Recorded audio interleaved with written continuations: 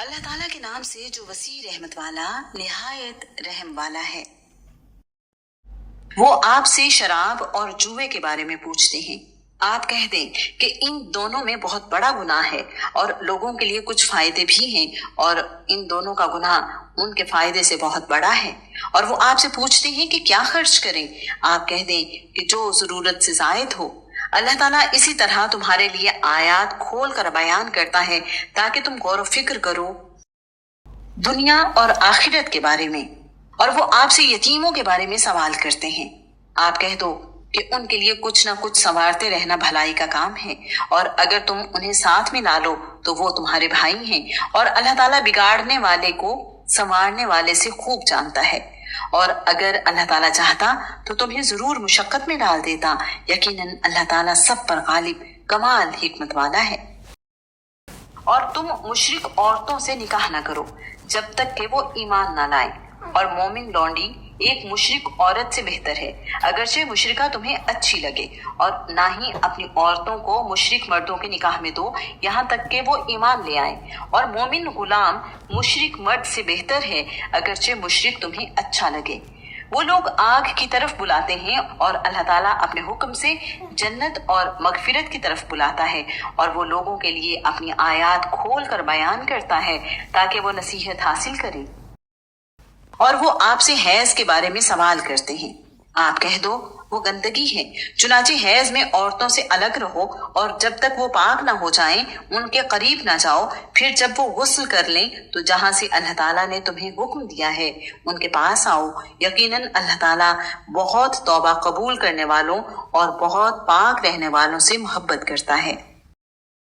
تمہاری عورتیں تمہارے لیے کھیتیاں ہیں، چنانچہ جہاں سے چاہو اپنی کھیتی میں آؤ، اور اپنی جان کے لیے عمل آگے بھیجو، اور اللہ تعالیٰ سے ڈرو اور جان لو یقیناً تم اس سے ملاقات کرنے والے ہو، اور آپ ایمان والوں کو خوشخبری دے دیں۔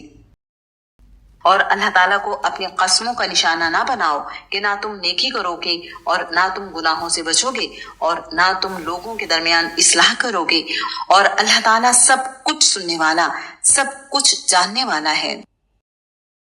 اللہ تعالیٰ تمہاری لغو قسموں پر تمہیں نہیں پکڑتا، وہ اس کی وجہ سے تمہیں پکڑتا ہے جو تمہارے دلوں نے کمایا، اور اللہ تعالیٰ بے حد بخشنے والا نہایت بردبار ہے۔ ان لوگوں کے لیے جو اپنی عورتوں سے نہ ملنے کی قسم کھا بیٹھے انہیں 4 ماہ تک انتظار کرنا ہے، پھر اگر وہ رجوع کر لیں تو اللہ تعالیٰ یقیناً بے حد بخشنے والا نہایت رحم والا ہے۔ اور اگر وہ طلاق دینے کا ارادہ کریں تو اللہ تعالیٰ یقیناً سب کچھ سننے والا، سب کچھ جاننے والا ہے۔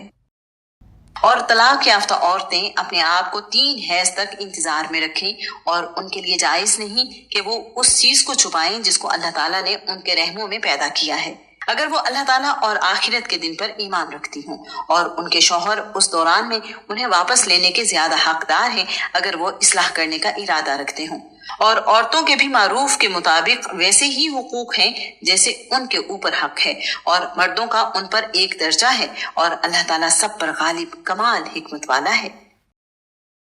رجعی طلاق 2 بار ہے، پھر یا تو اچھے طریقے سے روک لینا ہے یا نیکی کے ساتھ رخصت کر دینا ہے، اور تمہارے لیے حلال نہیں کہ تم اس میں سے لے لو جو کچھ بھی تم نے ان کو مہر میں دیا ہے، مگر دونوں کو خوف ہو کہ وہ دونوں اللہ تعالیٰ کی حدود کو قائم نہ رکھ سکیں گے۔ پھر اگر تمہیں خوف ہو کہ وہ دونوں اللہ کی حدود کو قائم نہ رکھ سکیں گے تو ان دونوں پر اس میں کوئی گناہ نہیں ہے جو عورت خلا کے فدیے میں دے، یہ اللہ تعالیٰ کی حدود ہیں، چنانچہ ان سے آگے نہ بڑھو، اور جو اللہ تعالیٰ کی حدود سے آگے بڑھے گا تو یہی لوگ ظالم ہیں۔ پھر اگر وہ اسے 3ری مرتبہ طلاق دے دے تو وہ اس کے بعد اس کے لیے حلال نہ ہوگی جب تک وہ اس کے علاوہ کسی دوسرے شوہر سے نکاح نہ کرے۔ پھر اگر وہ دوسرا شخص اس کو طلاق دے تو ان دونوں پر کوئی گناہ نہیں کہ وہ دونوں آپس میں رجوع کر لیں،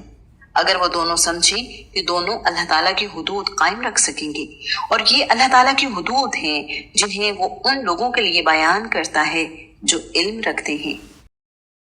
اور جب تم اپنی عورتوں کو طلاق دو بس وہ اپنی عدت کو پہنچ جائیں تو اچھے طریقے سے انہیں روک لو یا اچھے طریقے سے انہیں چھوڑ دو، اور انہیں تکلیف دینے کے لیے نہ روکے رکھو کہ تم زیادتی کرو، اور جو ایسا کرے تو یقیناً اس نے اپنی جان پر ظلم کیا۔ اور اللہ تعالیٰ کی آیات کو مذاق نہ بناؤ اور اپنے اوپر اللہ تعالیٰ کی نعمت کو یاد کرو، اور جو کتاب و حکمت میں سے اس نے تم پر نازل کیا وہ تمہیں اس کے ساتھ نصیحت کرتا ہے، اور اللہ تعالیٰ سے ڈرو اور جان لو یقیناً اللہ تعالیٰ ہر چیز کو خوب جاننے والا ہے۔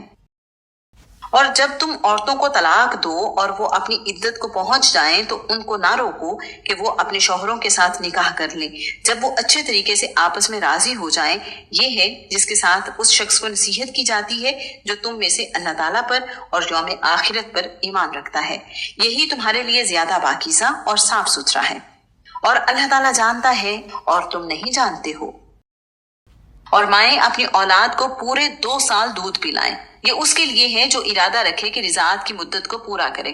اور باپ کے ذمے ان عورتوں کو معروف کے مطابق کھانا اور کپڑے دینا ہے۔ کسی شخص کو اس کی طاقت سے زیادہ تکلیف نہیں دی جاتی، نہ کسی ماں کو اس کے بچے کی وجہ سے نقصان پہنچایا جائے اور نہ ہی باپ کو اس کے بچے کی وجہ سے تکلیف دی جائے، اور یہی ذمہ داری وارث پر بھی ہے۔ پھر اگر دونوں باہمی رضامندی اور باہمی مشورے سے دودھ چھڑانے کا ارادہ کریں تو بھی ان دونوں پر کوئی گناہ نہیں، اور اگر تم ارادہ کر لو کہ اپنے بچوں کو دودھ پلواؤ تو تم پر کوئی گناہ نہیں، جب معروف طریقے کے مطابق جو دینا ہو وہ تم ان کو پورا ادا کر دو، اور اللہ تعالیٰ سے ڈرو اور جان رکھو یقیناً جو بھی تم کرتے ہو اللہ تعالیٰ اس کو خوب دیکھنے والا ہے۔ اور جو لوگ تم میں سے وفات پا جائیں اور اپنے پیچھے بیویاں چھوڑ جائیں وہ اپنے آپ کو 4 مہینے اور 10 دن تک انتظار میں رکھیں، پھر جب وہ اپنی عدت کو پہنچ جائیں تو جو کچھ وہ اپنی ذات کے بارے میں معروف طریقے سے کریں تم پر اس کا کوئی گناہ نہیں، اور اللہ تعالیٰ ان کاموں سے پوری طرح باخبر ہے جو تم عمل کرتے ہو۔